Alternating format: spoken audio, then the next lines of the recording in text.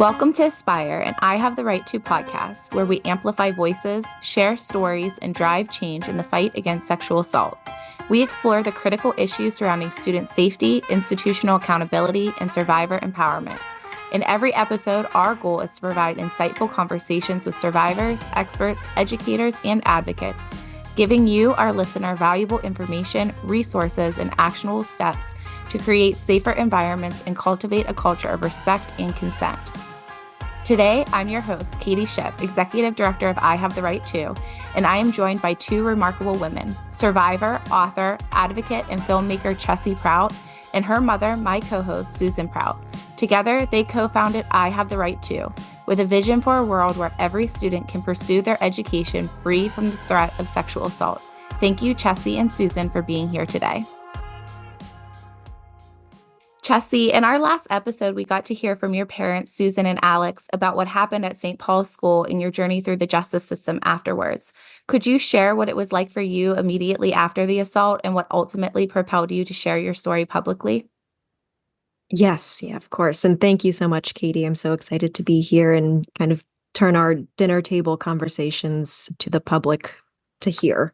So when I was 15 years old, I was sexually assaulted, and immediately afterwards, I knew something was wrong, was very wrong, and told the first people that I saw.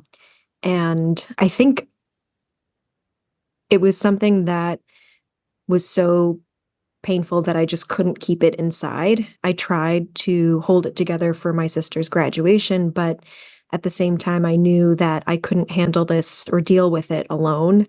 And so I talked to my mom, I talked to my friends, I talked to the counselor at school, and ultimately I felt it was right to keep on sharing my story to the police, and then in testimony at a trial, and then beyond that, when I came forward publicly in 2016 with my story and with the organization I Have the Right To.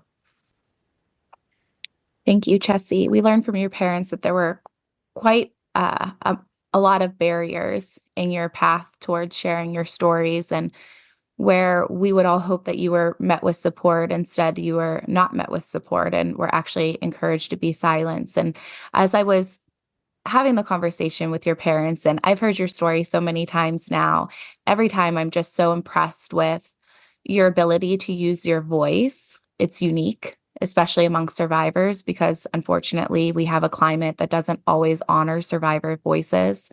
Can you share what you think gave you the strength to share that story amongst your community, but what also pushed you to finally share it publicly as well? Right. Gosh, at the very beginning, it's tough before my assault and, in my childhood growing up, my parents always emphasized the importance of community. We learned that in such a large way by being expats since I was 6 months old until I was 12 years old. My mom and dad created a family for us, even though our extended family were mostly in the United States. They created a community and sort of a quasi-family for us in Tokyo, Japan, where I spent my childhood. And so after we moved in 2011, after the earthquake, to the US for the first time since I was 6 months old, I knew I wanted to keep on creating community wherever I went. And that was the way that I tried to live my life when I went to St. Paul's School as well. And I made some really good friends, and I tried to create that sort of community with not only my friends, but my sister and her friends. For us, especially since my parents were halfway across the world in Hong Kong while I was at school there. And so after my assault, I felt like I had a community and a safe space to go back to literally immediately afterwards and say, oh my God, like somebody, and this is the only way I could say it, was somebody had sex with me and I didn't want it. And I told them what happened, and I showed them what happened, and I was trying to make sense of it, all while trying to process the immediate aftermath of this huge trauma that I didn't even know what to call. And all of that was happening in the microcosm of graduation weekend for my older sister. So, as much as I knew something bad had happened and that I needed help, I figured, okay, I'm going to try to get that help from my community that I built here, from my friends, before I take this to my parents and my sister, because she's graduating. We've got my grandmother here. My grandmother's not doing too well. She's in a wheelchair. And so I knew I wanted to tell them because I needed their help, but I felt like I couldn't do it then because I didn't want to make this weekend about me. And eventually,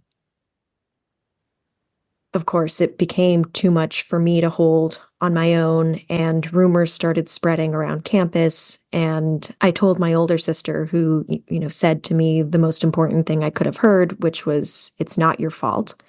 And then I'm going to kill him. But before that, the "it's not your fault" really was something that I needed to hear, because I had been blaming myself for even leaving my dorm room that night. And after that, I had a panic attack one night after something had happened on Facebook, somebody, tagging the man who raped me in a picture of me and my sister. And I was so panicked and upset because I couldn't remove the tag. And my sister was calling me saying, "Take this down, take the photo down," that I had, one of my first panic attacks. And a teacher heard me screaming in my room and told me to call my mom. And so I did. And I shared with my mom as much as I could through my crying. Someone had sex with me and I didn't want it. And my mom, made sure that I was okay, physically safe, and then asked if she could share it with my counselor. And when she shared it with my counselor, I wasn't on the phone, so I don't know exactly what was said. Mom, you can fill in the blanks there. But since my counselor was a mandated reporter, she was mandated to report this crime to the police. And that started the ball rolling of me sharing, exactly what happened. And I never stopped because I thought that was the right thing to do, was to keep on laying myself bare for people because they asked me to. And part of that was, because they were asking me to, but the other part was because I knew I wasn't alone.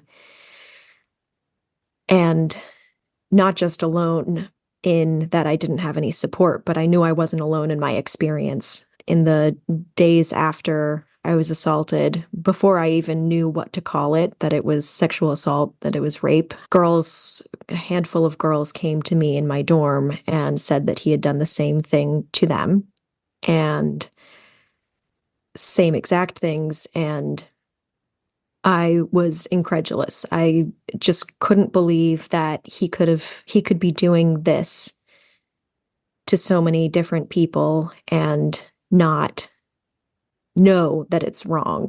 And so I felt like it was my duty to make sure, or try to make sure, that I was the last person he did this to. And I felt like I was uniquely positioned to keep on sharing my story because I had the support of my parents, the support of my sisters, the support of some of my friends during this time. And I've always had a very clear sense of right and wrong. It got me in trouble on the playground sometimes when I would tell people not to cut in line because, that wasn't right. But I felt even more determined to keep on using my voice because, I didn't want to be intimidated or bullied into silence. As I listen to your story, Chessy, I feel like I view it from so many different perspectives. Like I view it as a woman, right? And every woman has had experiences in their life, but I also view it as a daughter, as a sister, and as a mother. And as I'm listening to your story, I'm thinking of you, Susan, and what that must have been like. and how, getting that phone call from your daughter and then also supporting her as she was so brave to share her story. You know, I imagine that you were extremely proud of her, but that you were also nervous about what it meant for her to continuing to share her story. Can you talk a little bit about what that experience was like for you? Sure, Katie. And thank you, Chessy, for sharing that. I know it's not the easiest to share, multiple times in your life, which you have very bravely.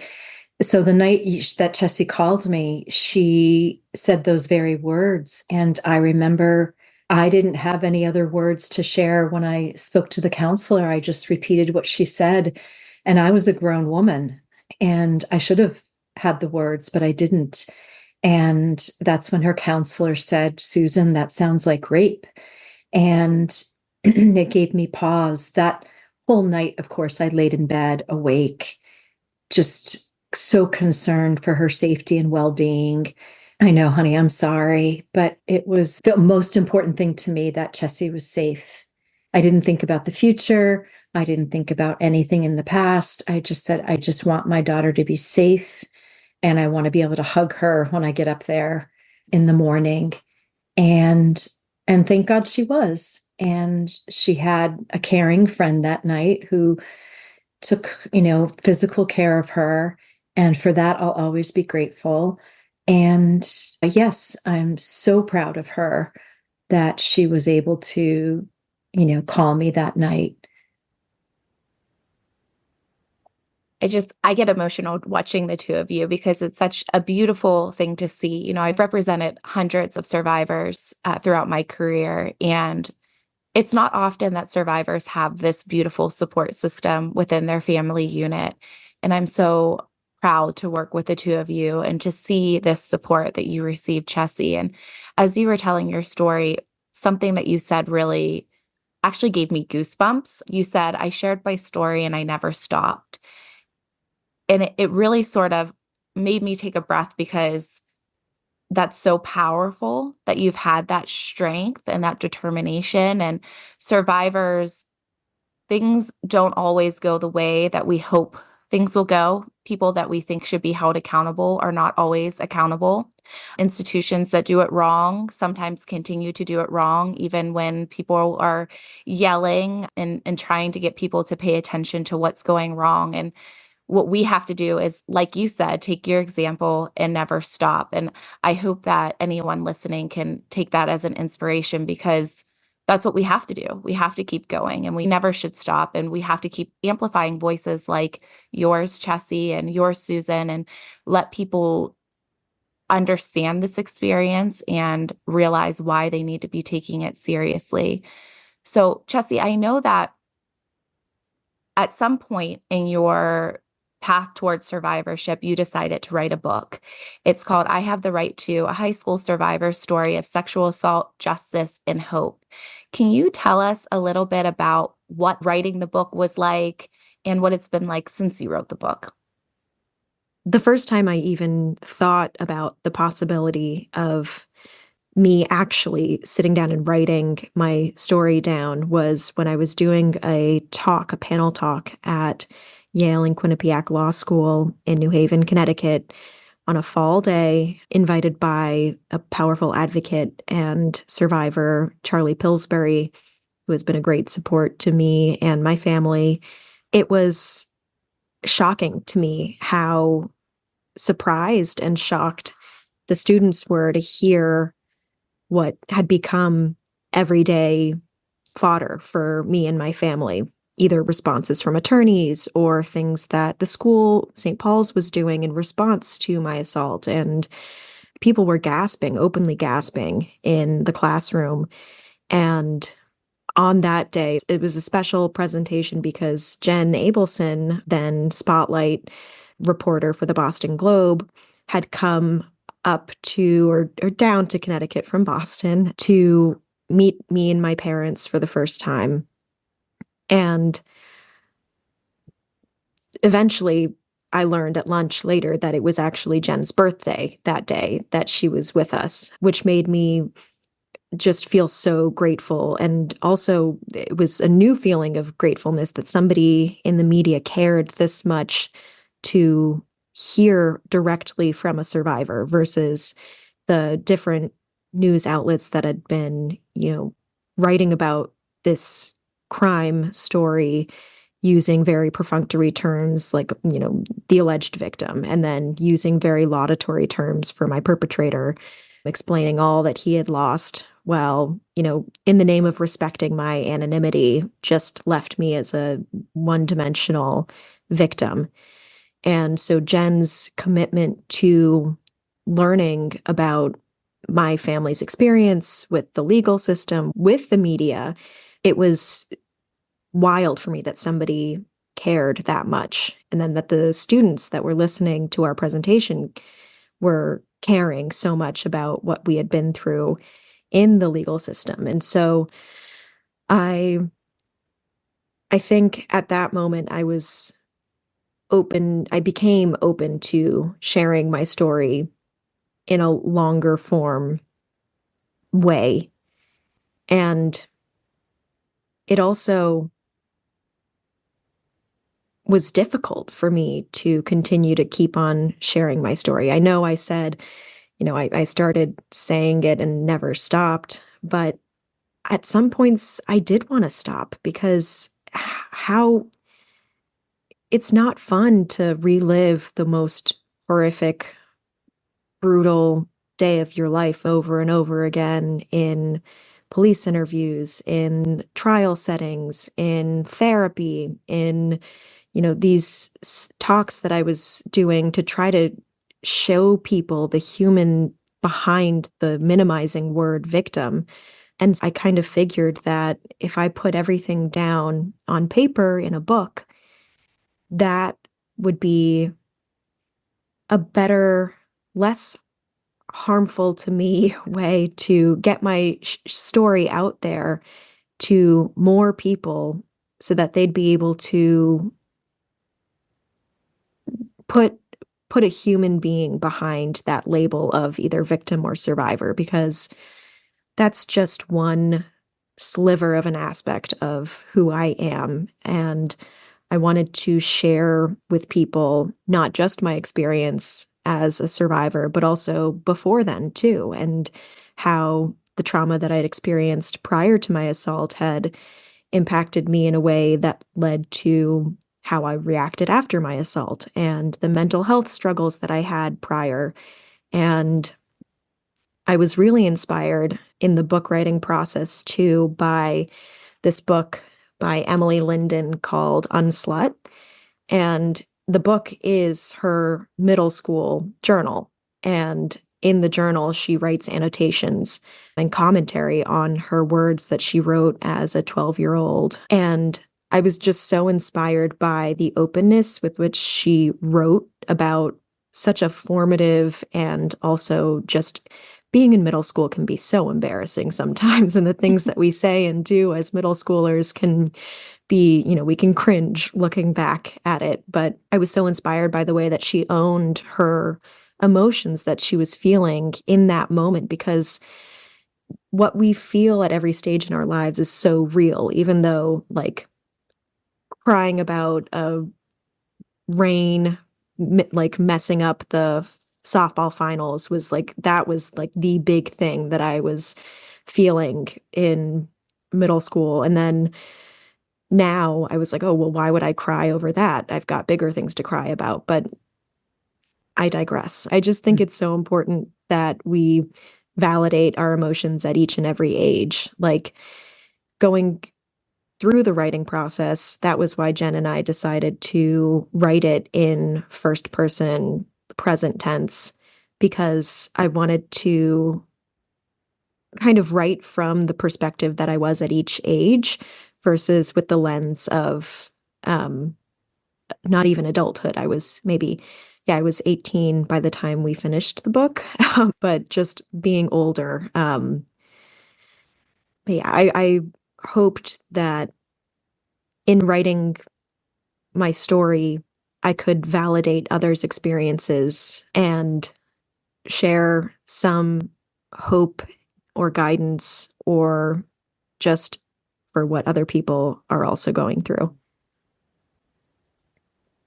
So working at I Have the Right To, I know the impact that your book has had and the ripple effect that it has had, in the fact that the organization still gets calls and letters and emails very routinely about how your book inspired them, whether that's a journey towards advocacy or for them to share their story publicly. But can you share how your book and the release of your book helped you to connect with other survivors or the survivor community in general, and if it helped at all in your healing?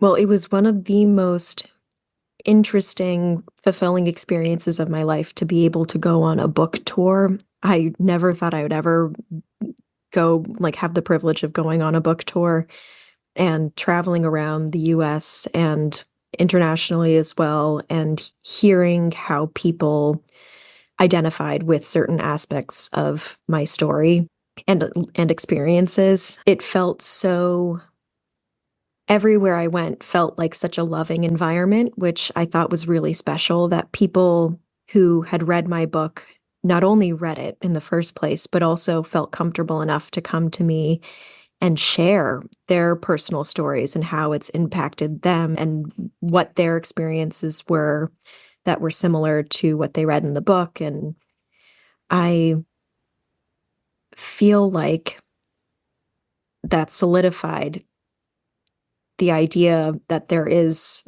a community of people in the world who not only sympathize and can possibly understand what we are all going through as people and as young women and survivors and anybody, but that they're also ready to support you in anything you need as well. It was really wonderful to meet other advocates along the way as well, who had previously shared their stories or were in the process of sharing their stories, and to kind of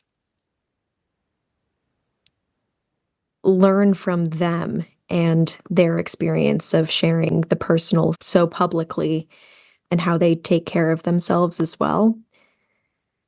Recently, I went to a conference at a school in Seattle on consent, and the keynote speaker was Chanel Miller. And I had never met her before, but I was always in awe of everything that she had ever done and written. And I got to meet her before her keynote, which was an unbelievable experience. And what I was itching to ask her the most was, how is she doing? How does she maintain her positivity and creativity in the face of something so traumatic? And she said something that I really needed to hear and also will never forget, which is, like, you make the rules. You make the rules in your journey of survivorship. You can do and say whatever you want to do or say. If you don't want to share your story anymore about, the trauma itself, you don't have to. You have so much value beyond the actions of somebody else and their impact. I am not who I am because of what somebody did to me when I was 15 years old. I am who I am today because I was told and encouraged that my voice matters, that my story matters, and that I had the right to be heard. And so I just want to continue to share my story, but also emphasize the fact that that this is not a result of somebody else's actions. This is a result of the community and the support and the love of the people around me that have helped me become and helped me land where I am today. It's such an important reminder to all survivors that however they decide to heal and whatever that healing journey looks like is valid. Some people may decide to speak out and write books, and some people may decide to move forward in other ways. And there's no right way to heal, right? All we can do Right. is be there and support each other and love each other and offer, words of encouragement. Susan, I'd love to hear if you have anything you'd like to add about Chessie's journey and what it was like watching her write this book and go on the book tour. And if there's anything, for the parents out there listening, like what did you do to help raise a daughter with such a strong voice? I know that's something that I want to do with two young ones. So any insight there is always appreciated as well.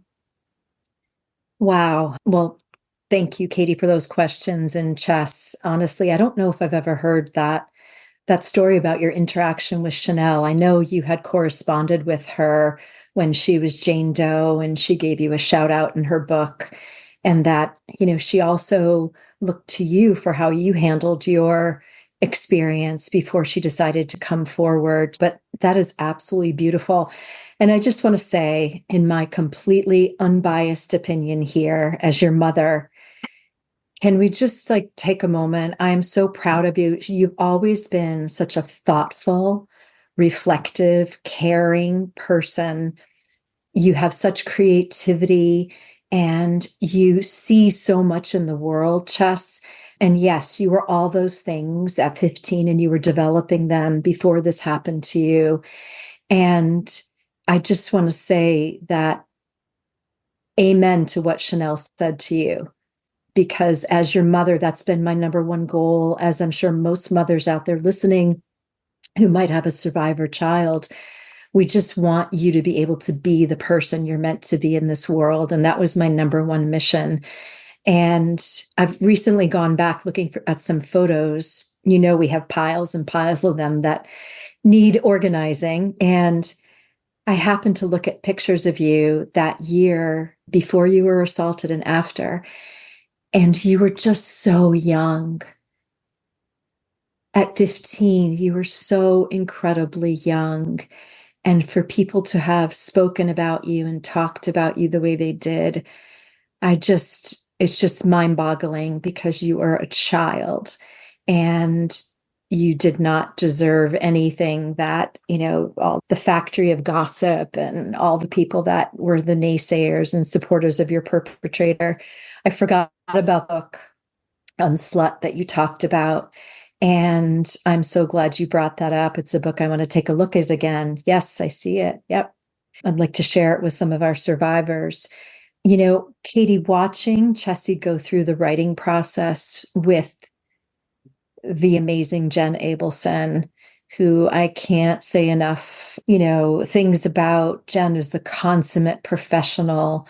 She kept very strict lines of authenticity, that this was your story, that she had to fact check everything. But to watch Chessy work with such a professional was an incredible gift to us as parents, because it was so rare. How many survivors get to do that? And, my family knows how much the written word means to me. I spend half my life reading and trying to educate myself. So the fact that Chessy chose that format, and, there were other formats she was invited to look at as well. And she was very clear she wanted to do this in a memoir. And Jen had to hold us back from influencing any of the words on the page. And rightly so. It was Chessy's memoir, but it was also a great bonding gift for our family. We were all sitting together as we were starting to move up to here to Washington, D.C., and they wrote it in our home in Naples. And literally the furniture was being packed in the U-Haul trucks as, day after day. We'd take one truck up to D.C. and the chair would be gone that Jen had sat in the day before. It was a real unifying, healing opportunity as well. And Chessy, I just can't tell you how I thank you every time a survivor comes up to us. And just last week, I was with Katie And a student came up and said, I can't believe you're here and you're talking about Chessy. I read her book when I was 13, and that's why I want to study psychology. And she was literally shaking, talking about how profoundly your book had moved her, or about from students who listen to you read your book and their AirPods in school when they have to walk, through the hallways and they feel unsettled because they're perpetrators in their schools still. It's just an incredible feat that you were able to do this. And by the way, you were 17 when you handed your manuscript in, I believe. So there's that. But it was just an amazing gift. And we didn't know how she would feel after it, but I'm really grateful it's been part of your empowerment and healing since that time. I don't know if most of our listeners will realize this, but you actually decided to speak up and share your story prior to the Me Too movement. And then, the Me Too movement happened, and we've sort of seen it's sort of been a roller coaster ride with the Me Too movement, lots of highs and lows as survivors felt empowered and then also felt silenced. And even looking back personally on my journey, I graduated law school in 2013 and made the decision to work with survivors. And the Me Too movement helped bring in a lot of laws that allowed survivors to actually be able to seek justice in the court system. And it has a lot to do with survivors like you, Chessy, who did speak up, right? Who did speak up and share their stories and, encourage, which led to some changes. I'd like to hear what that experience was like for you and for your family in general, speaking up, writing this book, having the Me Too movement happen. What was that like? And then what is it like now? I know that's a big loaded question, so we can take it in pieces, but if you have any response to that. Well, I think the main response to that is how lonely it felt at the beginning and how it feels the complete opposite now. I feel so supported and uplifted, and I and not even in the world at large. It's even just smaller than that personally, with the growth of I Have the Right To, how it started as a hashtag that I wanted to share because I wanted to come forward publicly with something to help other people besides just what had been done to me.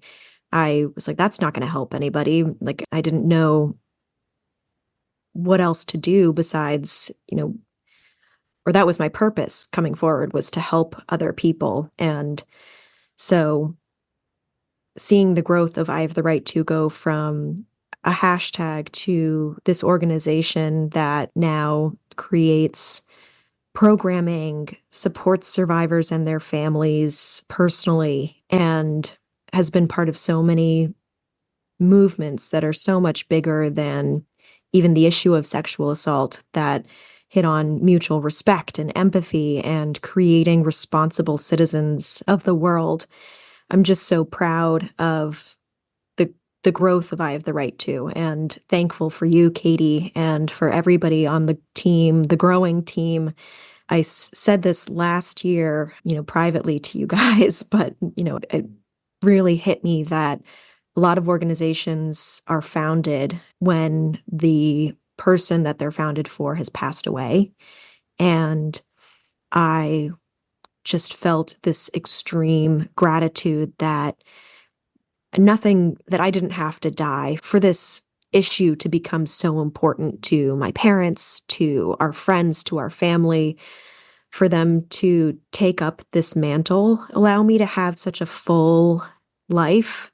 I cannot express how thankful and grateful I am for the people around me who have made this part of my life possible.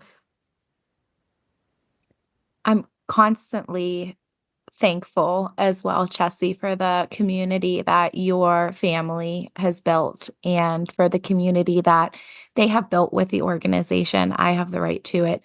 It really is beautiful in every way. I'd love to hear, when did you decide to found I Have the Right to? Your mom and you, what what was the decision that, finally you were like, okay, let's do this. Let's start a nonprofit. And what did it look like in the beginning? What did you imagine it to be? How has it changed over the years? I was first exposed to the nonprofit world when, PAVE, Promoting Awareness, Victim Empowerment, and Angela Rose, she was so huge in helping me find my voice at the beginning publicly. And, seeing the work that PAVE did and does still was so inspired. And I I feel like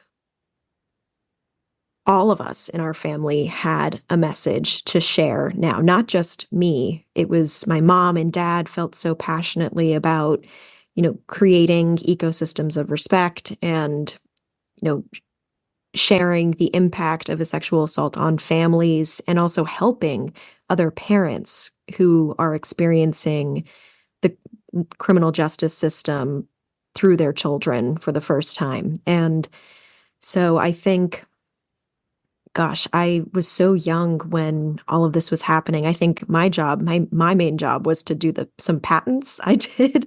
I was looking up to copyright, certain things. That was my gap year activity besides raising a dog and going on the book tour. But I, Mom, you probably have a better idea as to when, the 501(c)(3), all that stuff started to happen. But I know I was Sure. really excited about the just getting the message of I Have the Right to even further out there after seeing how so many people latched onto it to claim their own rights.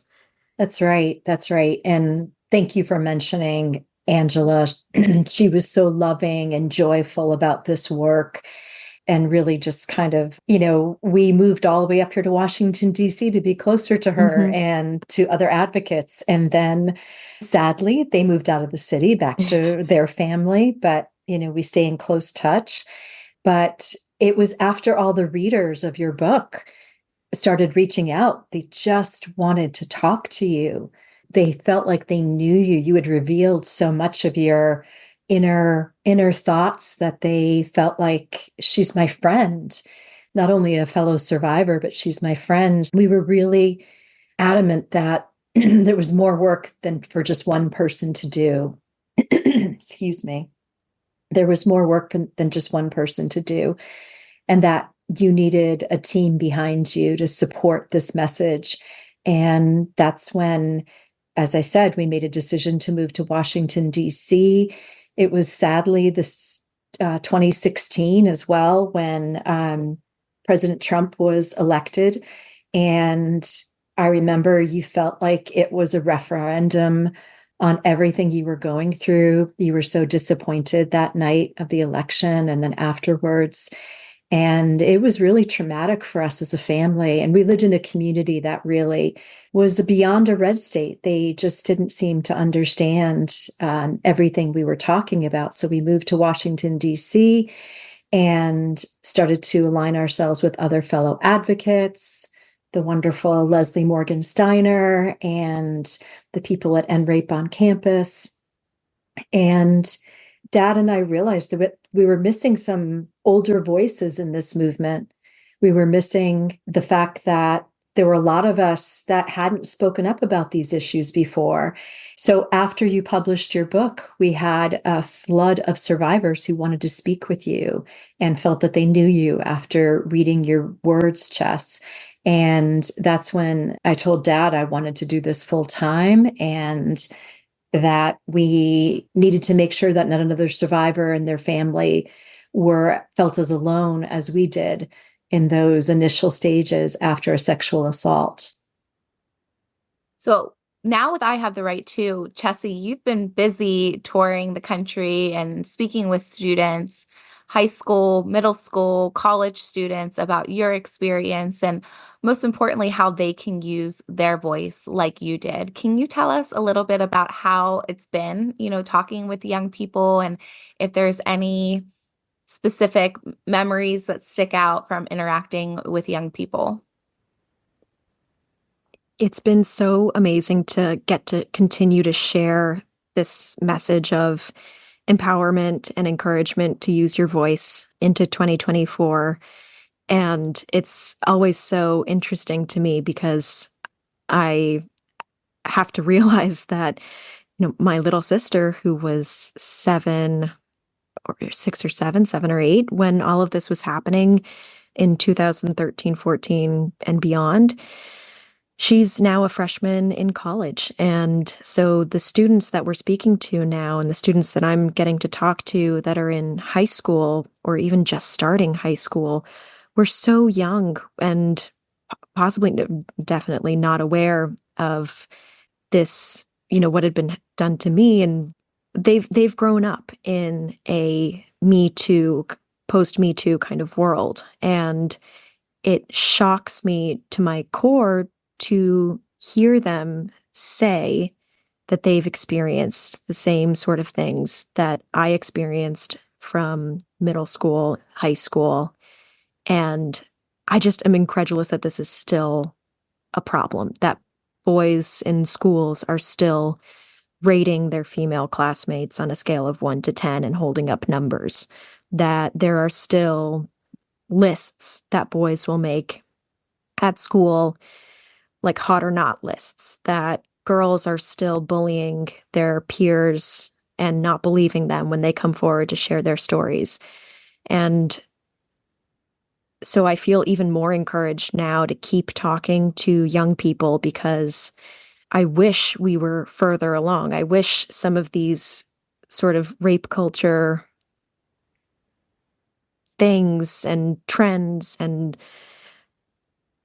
awful reactions were extinct, but it's enduring, and it's become more obvious that creating a consent culture will take a lot more hard work and conversations and confronting these issues head on.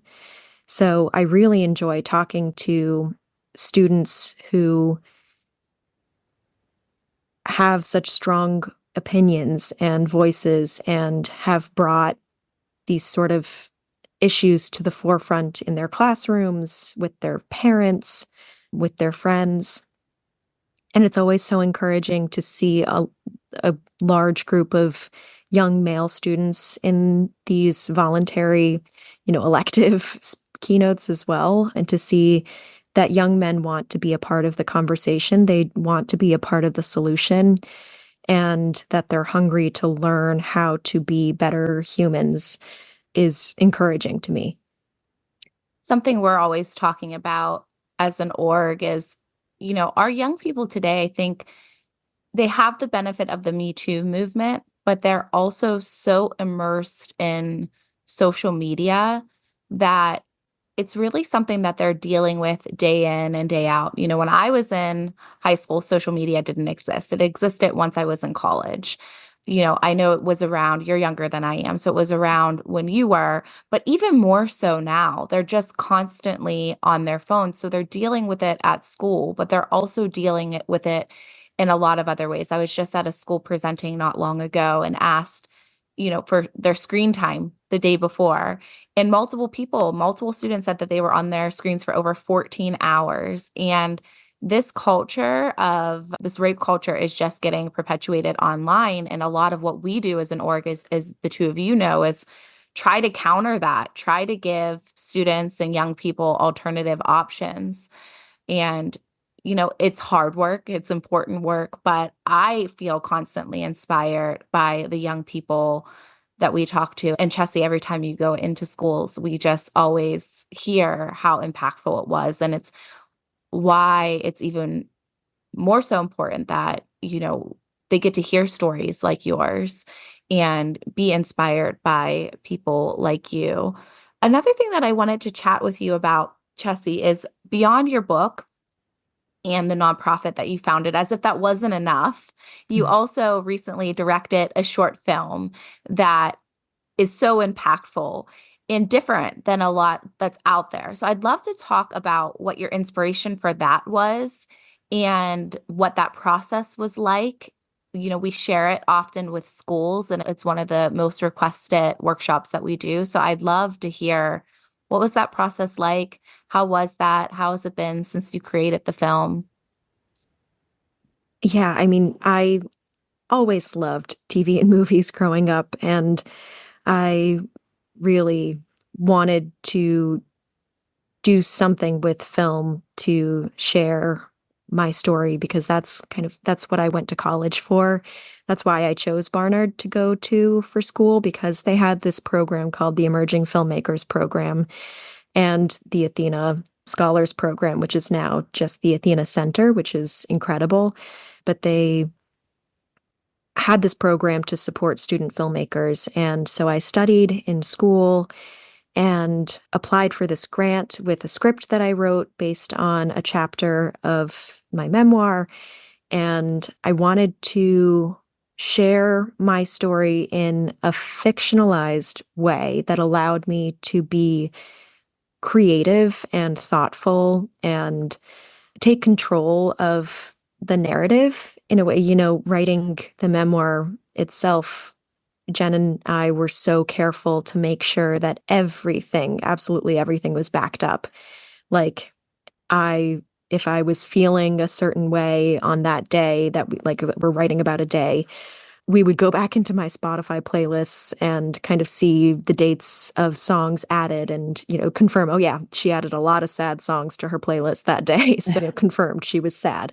It was kind of nice to have the freedom to just create art based on feeling and remembered experience. And so the short film follows a family of 5 as they go on a little weekend vacation in the aftermath of one of their daughter's sexual assaults and what the family does with the news that her perpetrator's been arrested that was published in the newspaper before they found out from anywhere else. And so I really wanted to explore the inner workings of a family going through something so private.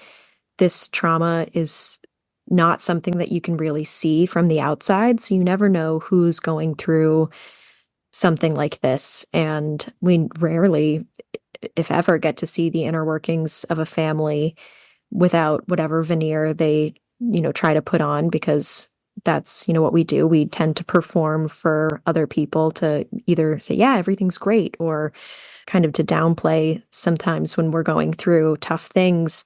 And so I wanted to show the experience of a family, and to do that with actors was really empowering because the actors that I was working with, they really cared about the characters, especially once they knew, or not even especially, but once they knew that they were based on real people, their thoughtfulness and care just really deepened. And it was really therapeutic for me to be able to talk to these actors, the actor who was playing my older sister, and be able to talk to her and say, well, this is what, me and my sister have talked about since then, and that's how she was feeling, but this is how I experienced it. So do with that what you will. And I think it was really interesting on the set too, because, we were a bare bones crew. It was my first ever time on a film set, and I was the director. But I feel like we created such a supportive space. And it turned out, every single person who was on set has been impacted by this issue in one way or another. And that to me is just so representative of the world at large. Everybody has been touched by this issue. And I think it's so important that we keep on sharing these stories. That's so true. That's, I think, the most powerful part of the film is just showing that sexual violence impacts every aspect of our community. And it's why we need to have these conversations. Everybody has experienced it or loves somebody who has experienced it. And it's not limited to one gender, one race, one socioeconomic status. Everybody experiences it. And it's why we need to bring everybody together on this topic. And we're constantly working together to do that. Susan, what was that process like for you to see what Chessy's experience was, but also thinking about, what your other daughter's experience was and your experience and your husband's experience. And what was that process in general like for you? It was fascinating to watch Chessy come into her own. And I did it remotely. I wasn't part of the set. I was back home with our youngest daughter, but I just get these news updates from my husband who was catering for the crew and making sure everybody was fed from 5:30 in the morning till 8 at night. And that is her me, and that is what Chessie's meant to do. I personally think she's so good at showing a story and letting the viewers go along with you on a journey. It was beautiful. And I had to respect that it was her creative process. There were conversations we had to have as a family about content later on and how the sisters felt. And, communication, Katie, is the key to everything. We just have to keep respecting one another's feelings and, keep talking with one another and listening. And it's served us well to this point. It hasn't been perfect. It hasn't been easy, and it's not always smooth, but it is worth it.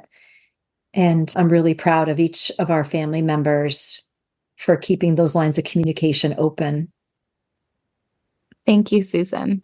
Chessy, the short film is named Aftermath, and I want to get on to a couple other things that I wanted to ask you. But before we do that, can you share why you titled it Aftermath? So originally I wanted to call it, and it was originally titled Aftershock. It was paying homage to, our family's first sort of major joint trauma, which was the earthquake in 2011. But I was on a walk with my dog in Maine one summer where my parents and family, we all quarantined there for a bit. I was on a walk with my mom and my dog.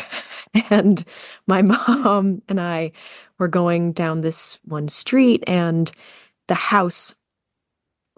this one house had a placard in front, and engraved in the stone in beautiful, clean, crisp writing was Aftermath, and was like in shock that something so poignant and topical was there right in front of us. And I was like, oh my gosh, this needs to be the title, and this house needs to be, you know, involved in the short film in some way, shape, or form. And it's a wild story of, you know, the lines that ended up crossing and intertwining to connect us with the homeowner, and how he was connected to St. Paul's, and so many different things that just, it felt kind of like fate to be using that house as the first thing you see in the short film, but also the homeowner's support of the film. He let us shoot at his house at 5:30 in the morning, and, spend half the day in his front yard and in his driveway. And yeah, it was like a major sign to call it Aftermath. And my dad and the homeowner got to talking about why he named the house Aftermath. And he explained that aftermath, the farming definition of aftermath is, when you've had a bad crop and you cut it all down, and in the aftermath is where the growth of the good crop is supposed to happen. And I know I'm butchering that. I know my dad can say it a lot better than I can because he says it a lot. But I just thought that he thought that was just such a poignant and meaningful way to view a word that tends to explain or describe destruction and devastation. But there's so much good and so much health and growth that can happen in the aftermath that, leaves you better off than you were before. I just got chills while you were saying that. And I've heard that before. Yeah. I've heard your dad explain it before, and your mom and you. But right now, in the current climate that we're in, I just got chills again because I know that there's a lot of survivors out there that are just feeling broken down, right? That it's really hard for survivors right now.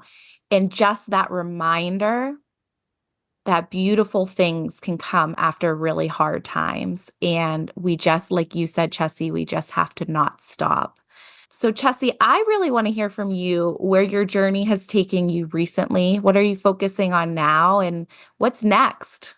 I really want to continue to use this creative outlet to keep on sharing and telling stories that will impact people or help people feel seen. I was a huge fan of Chicken Soup for the Soul, the kid's soul, the teenage soul, the young adult soul, all of those books because I I loved the way that they made me feel for the people in the stories. And I know that I wanted to make people feel as well in whatever I created. And I think that art and film and TV and anything can be such a great tool in teaching empathy. And, at the very beginning of my journey towards survivorship, in my talks that I would do, I would say the burden of knowing that these things happen, the burden of knowing that sexual assault is possible, is much less than the burden of dealing with the effects of it.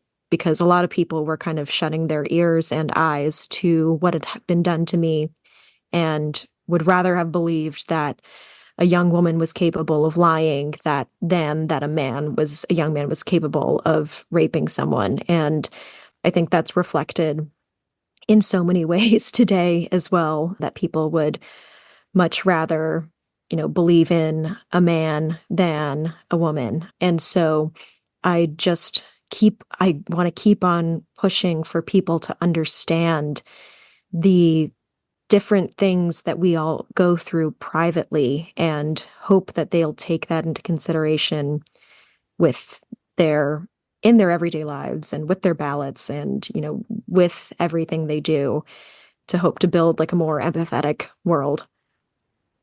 Yeah, 100%. It made me think, a lot of times prior to joining I Have the Right To, I spent over a decade representing survivors of child sexual abuse. And a lot of people would say to me, how do you do this work? Why do you do this work? Why don't you do something else that's lighter or easier? And I always said, I know what happens. And with that comes responsibility. And there is no option to not keep fighting. There is no option to be silent. We have to keep using our voices, even when it's really hard, even when it's exhausting. And I know I'm so proud to be doing this work alongside you and your family and all of the wonderful survivors and strong advocates and survivors that we get to work with every day.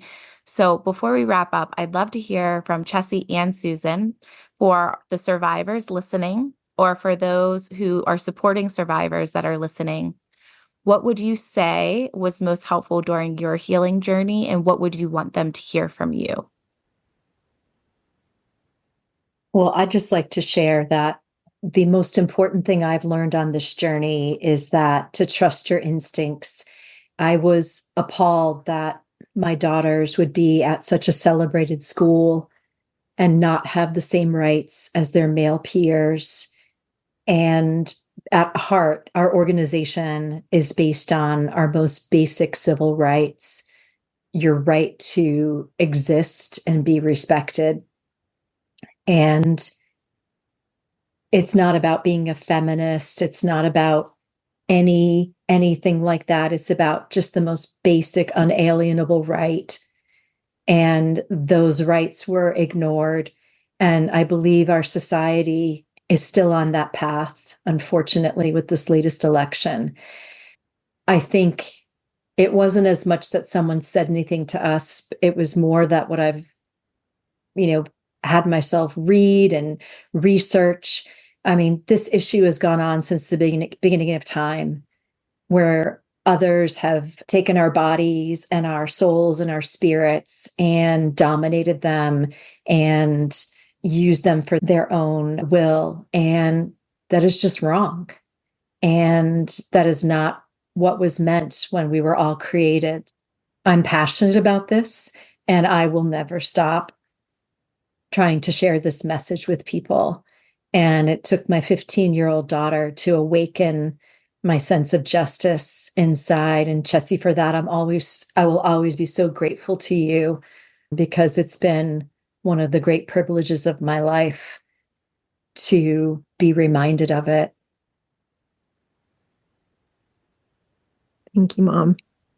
And I think one of the main things that I hated hearing at the beginning, but really see and realize now, and is that it does get better, that the pain and trauma and, hurt that you feel in the immediate aftermath does lose its power, or can lose its power on you.